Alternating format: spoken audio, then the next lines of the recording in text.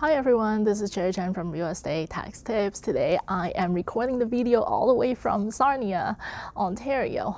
In about half an hour, I am going live to teach a bunch of real estate agents, about 70 of them we're expecting, on tax tips and real estate corporation structure and real estate business deduction. So it is very exciting for me because I've never been to Sarnia. This is my very first time and I cannot believe how pretty this place is. I'm excited and nervous at the same time. Now, back to today's topic.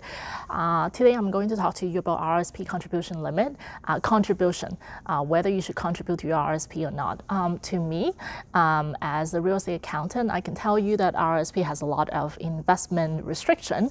This means that if you put money into your RRSP, you would have less money to invest in buying real estate directly.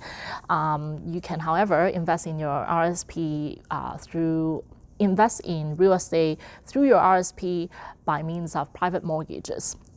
It is something that's very, very interesting. So sometimes real estate investors are hesitant to contribute to their RRSP.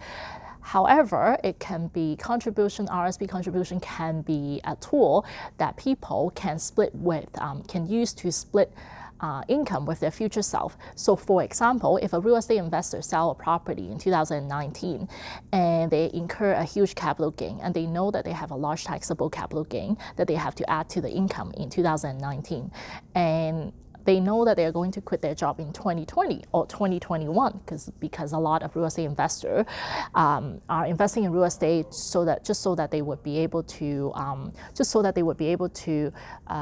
get to financial freedom. So their plan is to quit their job in a couple of years. So they know that in a couple of years they are going to quit their job and have no income. And using RRSP contribution as a tool to defer some of the taxes to a couple of years later, knowing that you're going to quit, is a great tool to lower your taxes in 2019. So this is something that everyone should be considering. And at the end of the day, RRSP is the only tool available for real estate for many Canadians, hardworking Canadians, to defer some of the taxes.